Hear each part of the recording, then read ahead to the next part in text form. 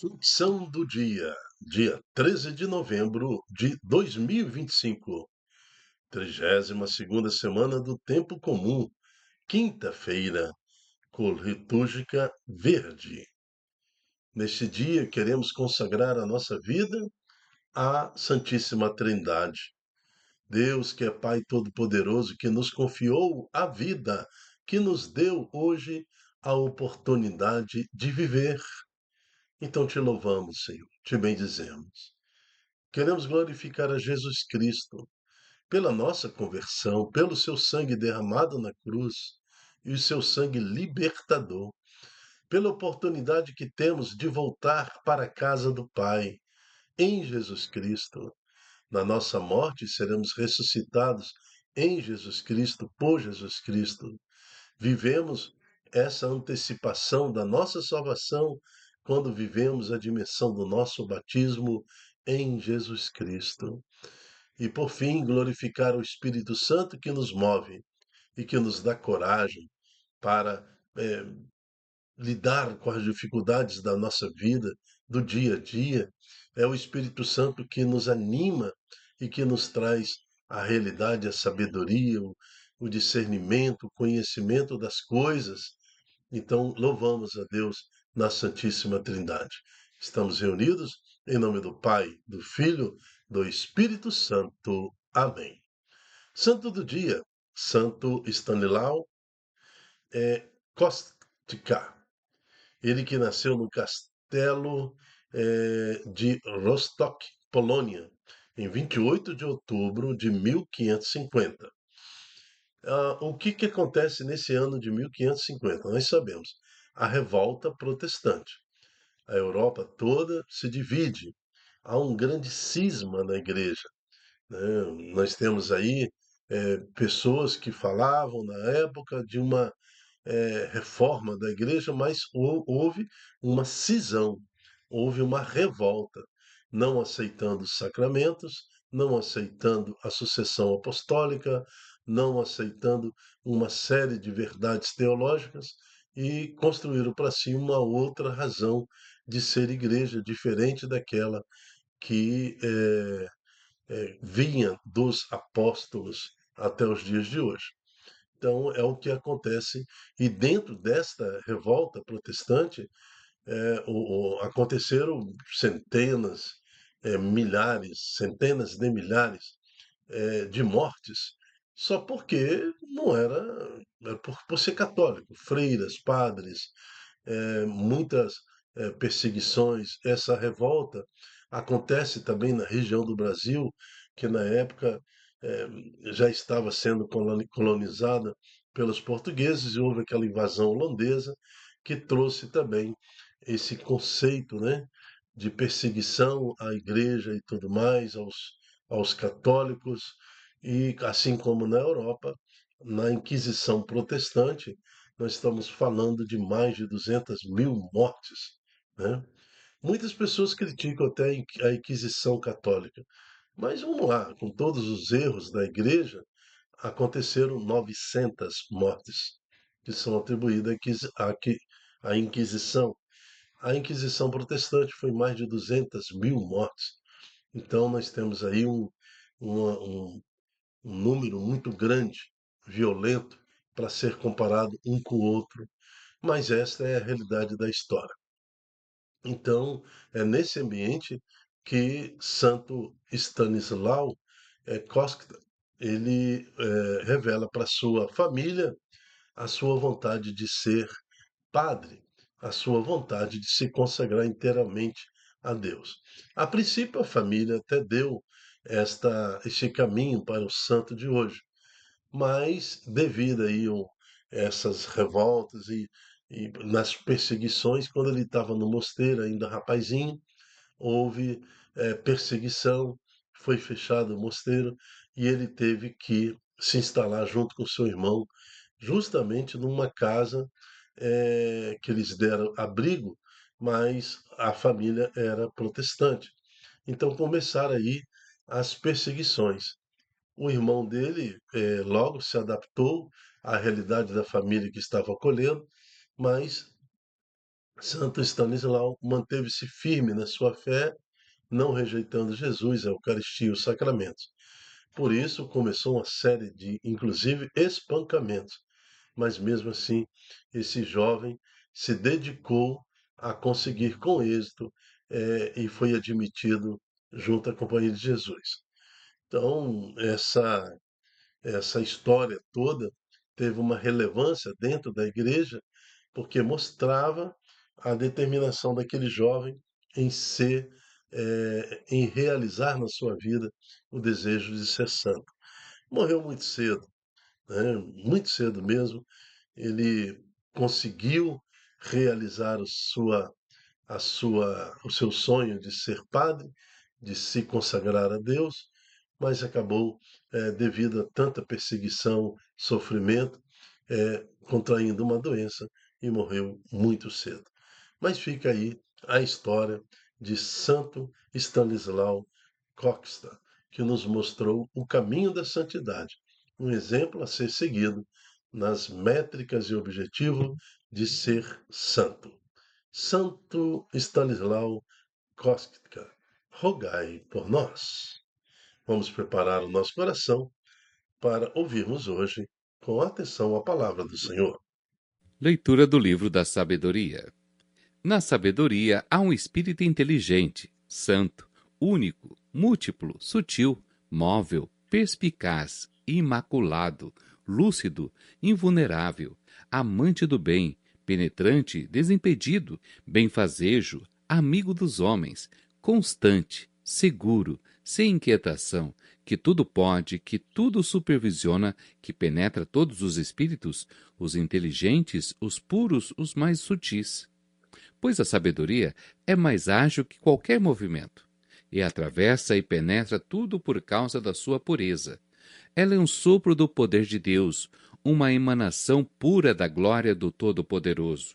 Por isso, nada de impuro pode introduzir-se nela. Ela é um reflexo da luz eterna, espelho sem mancha da atividade de Deus e imagem da sua bondade.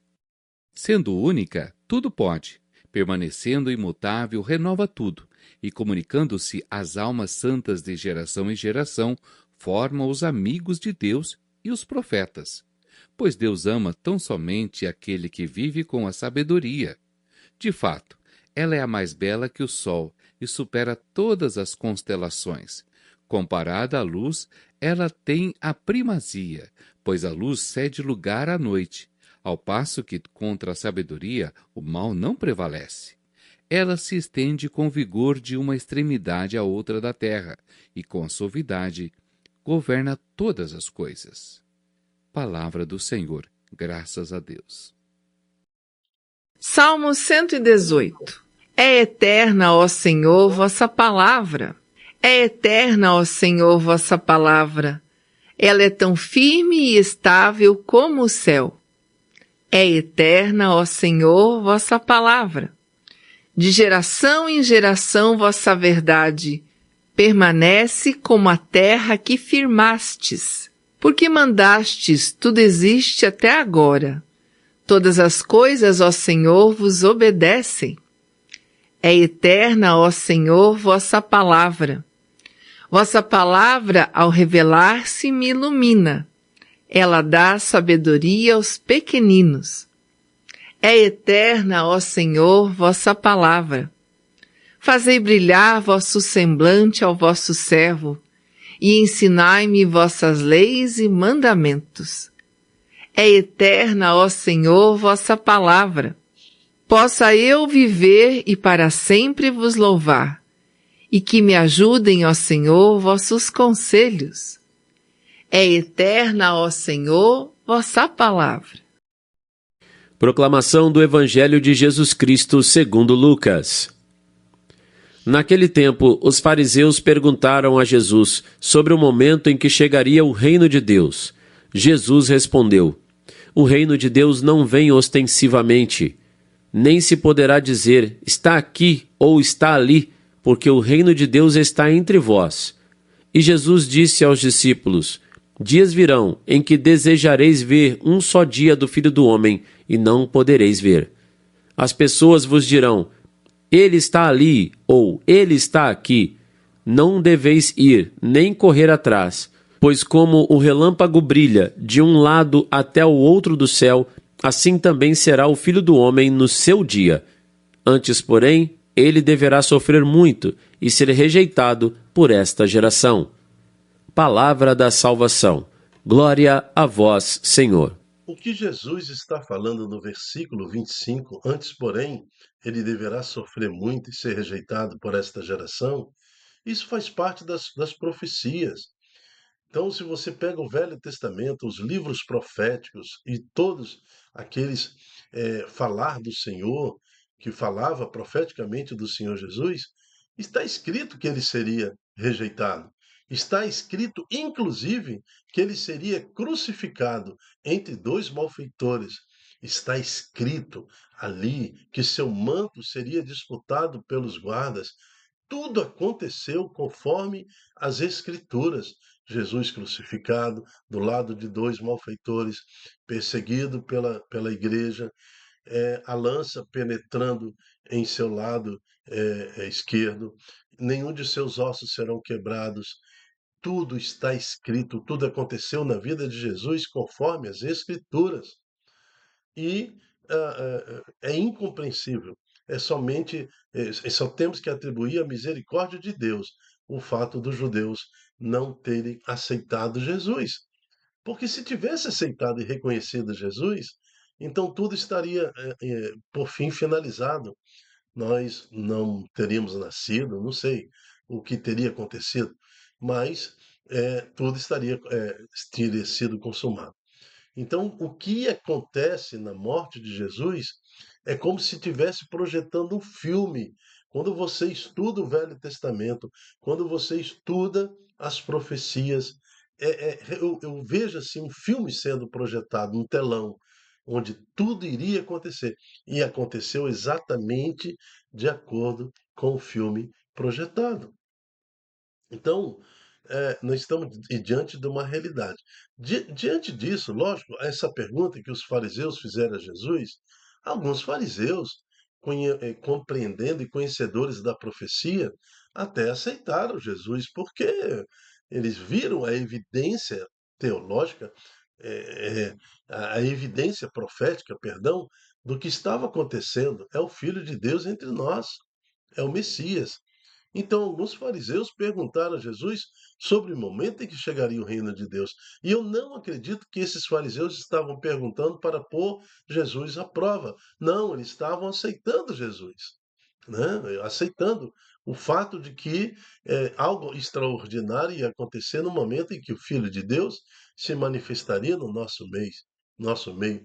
E Jesus respondeu: o reino de Deus não vem ostensivamente, ele já está entre vós. Ou seja, Jesus já estava ali entre eles.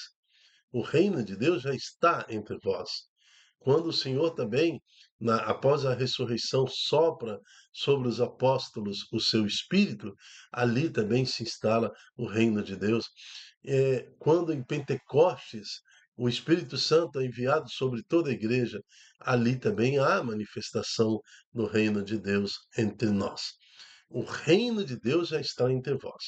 Isso também nós podemos fazer uma referência à Igreja Apostólica Santa, a igreja que tem por missão guardar o reino de Deus. Não, nenhum outro reino na Terra sobreviveu 21 séculos. Nós estamos há 2025 anos firmes, porque o Espírito Santo está sobre a igreja. Olha quantas tentativas neste mundo de destruir a igreja, tentativas de destruir a igreja, inclusive por dentro. Papa, bispos que tentaram destruir a igreja, e também forças externas que tentaram destruir a igreja. Quase conseguiram, mas a igreja se mantém firme até os dias de hoje. E conforme as Escrituras, e conforme o desejo do Senhor, ela estará até o fim dos séculos. Amém. Até o dia em que o Senhor há de voltar em honra e glória para julgar os vivos e os mortos. É disso que Jesus está falando no versículo de 22 em diante, quando ele fala aqui no Evangelho. E Jesus disse aos discípulos: Dias virão em que desejareis ver um só dia do Filho do Homem e não podereis ver. Dias de tribulações, as 7 semanas de tribulação, né? Os 3 anos e meio de tribulação.